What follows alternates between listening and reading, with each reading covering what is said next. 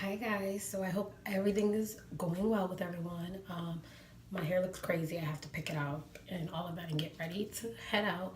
But I wanted to shoot a quick video because this is something that's on my mind. On Instagram, probably Facebook as well. I've been seeing this meme, I guess. I don't know what to call it, but I've been seeing this picture and it's basically saying that hair that is less kinky, like mine, is more acceptable in society. And that's something that I happen to agree with. It's not to start a debate on whose hair is best and should best represent the natural community, because I think the natural community is full of all textures, curl patterns, kinkiness, all that good stuff that makes the natural hair community so amazing.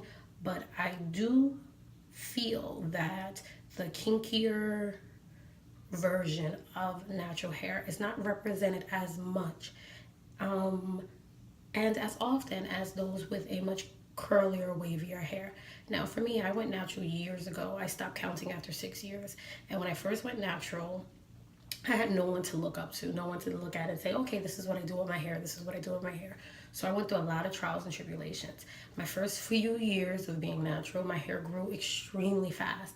And I got a lot of people gushing and oohing and awing about it. My hair has always been thick and I've always had length. When I went natural, I chopped it off. It was down my back. I had like that much. When I chopped it all off when I did my big chop, my first big chop. So I got a lot of oohs and ahs, and I also got a lot of why would you do that? Um, Natural hair is ugly. Your hair is kinky. It's gonna be hard to maintain. Now, yes, my hair is kinky, and yes, at times it is hard to maintain. But the beauty of it is it's very diverse, very versatile. It does give me issues. Don't get me wrong. It does take a while sometimes to get it done, especially when I'm doing a protective style. But I love it. I love the fact that my hair can really go through a lot and still sustain its natural look.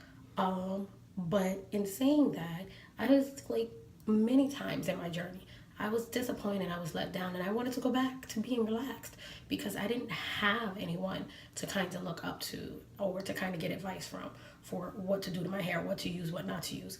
I went through a lot of different products, a lot of money, to decide on what my hair liked and what my hair needed, and I realized at the end of the day that the bare minimum was best for my hair.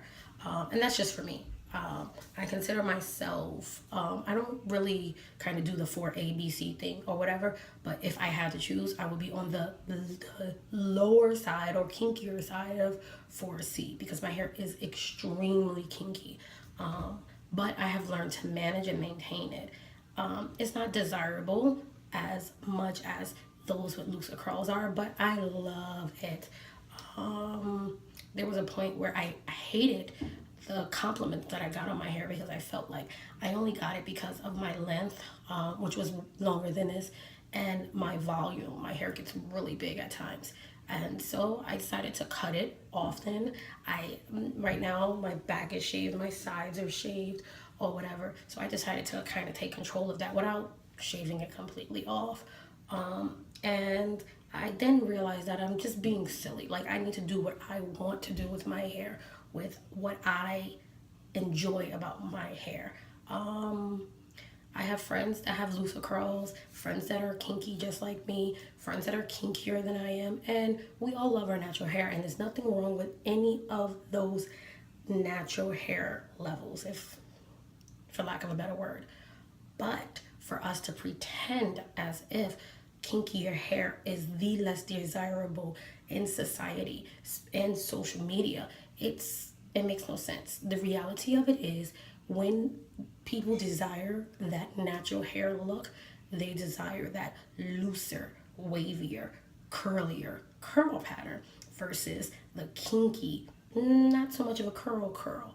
And that's just the reality of it. And I just wanted to make a video about that because it's not that those of us with kinky hair hate or dislike those with curly hair. You know what I mean? It's just us speaking our truth.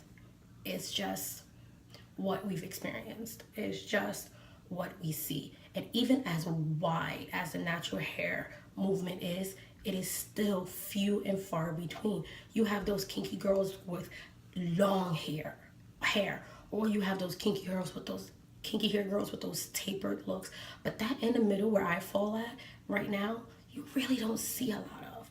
You really, really don't see a lot of. Maybe I don't see a lot of it. If there are, point me in the right direction. I love to be proven wrong.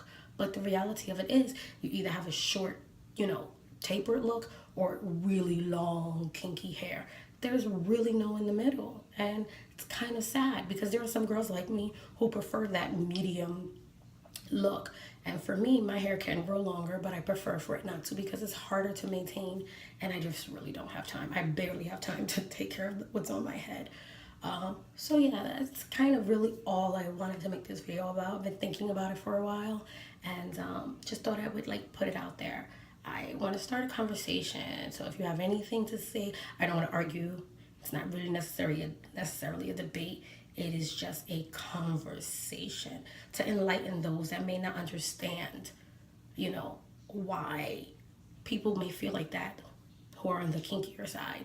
It just, I don't really see the representation the way I would like to see it. Not that I don't see it at all, because I do, but the way that I would like to see it. The representation of the natural hair community, even on those special pages that are dedicated to girls with natural hair. Those dedication pages all about natural hair. The kinkier variety is really not on there as much.